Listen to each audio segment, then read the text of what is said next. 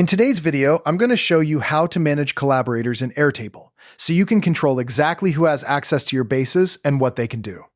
If you find this helpful, be sure to like and subscribe. And let's get right into it. To start, open your browser and head over to Airtable.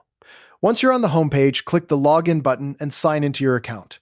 You'll then want to open the workspace or base that you'd like to manage. This is where all your tables and data live, and where you'll be making your changes. Once you're inside the base, look to the upper right corner of the screen and click the Share button. This opens up your sharing and collaboration settings, which is your central hub for controlling access. Now you will see a list of your current collaborators. Take a moment to review these names. To add new people, simply enter their email addresses into the provided field. As you type, Airtable will auto-suggest contacts you've worked with before, which saves you some time. Once they're added, you can assign their permission level. A pro tip here, always start with the lowest permission level that still lets them do their job.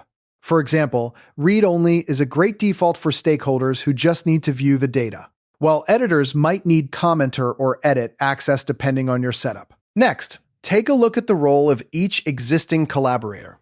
You might find someone whose responsibilities have changed, so go ahead and update their permission level to match their current needs.